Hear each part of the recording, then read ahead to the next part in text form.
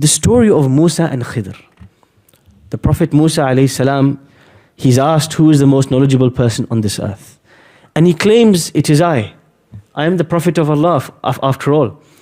And he is then told by Allah, no, there is a man more knowledgeable than you, but you have to travel long distances to find him. Because knowledge should never come easy. Knowledge is sought. You have to seek it, search for it. It's not going to be brought to you. You have to sweat for it. How many times in the last 10 years somebody has asked me, Ustad Hisham, I want to learn Arabic. I want to memorize the Quran. I said, look, do this. Go to this website, sign up to this course, Furqan College, go sign up, go do this, go this. 3 years later, they come, Ustad Hisham, how do I learn Arabic? I traveled 3 years and I came back and you're still standing in the same spot. Knowledge is not for you. Stick to mechanics or whatever else you were doing. That's not for you then. Because as Musa alayhi salam says, La abrah. I'm so determined to find this man, this knowledgeable man. حتى أبلغ مجمع البحرين أو أمضي حقبا. I'm going to find this point, the meeting point of the two seas where I'm supposed to meet this man. Either I'll find him or 100 years can pass. I don't care. I will travel as long as I need. I will sweat. This is a person who's going to get the knowledge that he needs because he's willing to sweat for it. Now comes the story of Khidr and Musa. The vast majority of scholars say that Khidr is not a prophet or a messenger alayhi salam. But he was a man Allah subhanahu wa ta'ala inspired and gave some special and unique knowledge to. Between Khidr and Musa, Musa witnesses 3 events in front of this man Khidr. They step onto a boat and Khidr creates a hole in the boat and it sinks. They come across a young man and Khidr kills the young man. They come across a family, they ask this family, can we please stay with you? Can we sleep over here? They say, no, no way.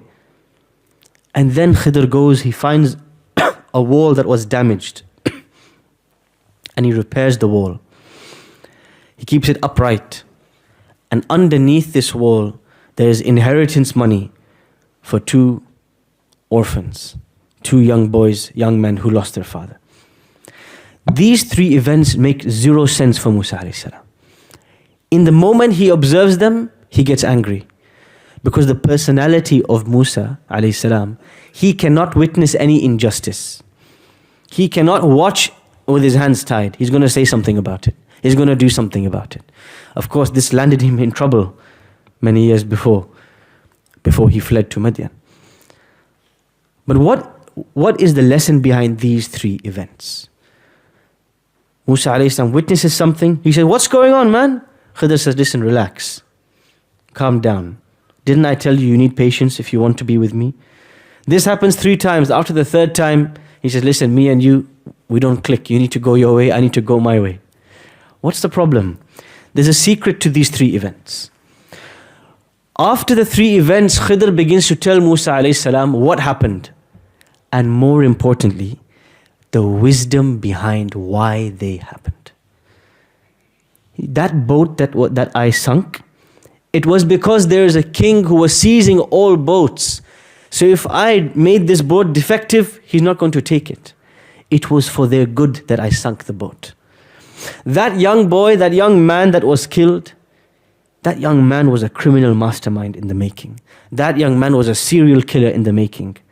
And he had given his parents so much pain and so much trauma and so much difficulty. The ending of his life was relieving for them, and they were grateful for it. And that wall which I rewarded and I repaired, despite nobody being nice to me in that family, and I did them a favor, I did that because underneath that wall was inheritance for 2 orphan boys, and Allah wanted to reward their father for his righteousness. There is something very small detail in this story, but it tells you the whole lesson. When Khidr talks about the boat, he says, Aradtu, I wanted to sink the boat. Pay attention. I wanted to sink the boat, Khidr. When he talks about the young man that was killed, he says, we wanted, فَأَرَدْنَا, we wanted for this young man to be replaced with a better young man for his parents. When he talks about the wall that was repaired, a favor was done, he says, أَرَادَ رَبُّكَ, Allah wanted. I wanted, we wanted, Allah wanted. Why is He changing? We know ultimately Allah decides everything. But why is He changing His words here depending on which story He's telling? When He's talking about the boat, the sinking of that boat was bad for everyone. Everyone who saw it, they said, what are you doing, man? This is a terrible thing here. It's a tragedy. So He attributed the bad thing to Himself. I did it. Because people perceive it as something evil. He said, I did the evil, not Allah. The young boy that was killed or that died, this young man who is a future criminal, serial killer, terrible for his parents. He was creating so much sorrow for his parents. When he died, his parents had a celebration. They were relieved. So one group was happy. And other people were watching and thinking, what's this? How could you kill this young man? So some group was happy, some group was upset. Because of that, Khidr says, we did it. Allah subhanahu wa ta'ala did the good part, and the bad part, that's my fault. We come to the repairing of the wall. When you knock on someone's door and you say, hey, can you give me some breakfast? They say, get out. I don't want to look at your face. You're not going to go and mow their lawn. You might go and slash their tires. Khidr goes, he says, can you please look after me? I'm hungry. They say, get out of my face. He goes and he repairs the wall for them. Subhanallah. Someone did bad to him. Someone rejected him. And he still did them a favor. This is beautiful. This is so amazing. Everyone who saw this deed said, wow, this is such a great deed. He said, Allah did it, not me. What's the pattern? When something negative happens, he attributes it to himself. When something positive happens, something worth celebration, he attributes it to Allah. Why? All of it is from Allah. Yes, it is all from Allah. But Allah never wills evil for the sake of evil. Behind everything that looks evil, there is something good. كَم مِّن مِحْنَةٍ فِي طَيَّاتِهَا مِنْهَا. How many a calamity, how often a trial, a difficulty, is behind it is hidden some kind of a gift from Allah. How many times? Behind every child that passes in Palestine, behind every mother who wails over her dead son, brother, husband in Palestine, behind every destroyed building, there is a hidden gift from Allah. There is a light at the end of the tunnel. We don't know the answer, so we are like Musa alayhi salam, getting impatient. Why is this happening? I want this to stop. So much evil, so much destruction. And Khidr is telling us, relax. You don't know the whole story. The evil bit you see, that's us. Allah, behind this, He has some good wisdom. The good, always attribute to Allah. The evil, you take responsibility for it. Allah subhanahu wa ta'ala doesn't will evil. وَلَا يَرْضَى لِعِبَادِ الْكُفْرَ. Rather, He is not pleased with evil. Because behind everything that looks bad to you, there is some gift from Allah. That is the lesson of this story. Whenever we have something good, we take credit. Alhamdulillah, I got a job today. Alhamdulillah, I got the offer letter for you. Alhamdulillah, I passed my driving test. Alhamdulillah, I. Something bad happens. Oh, Qadarullah, that was our nasib, our qismat. That happened, Allah decreed it.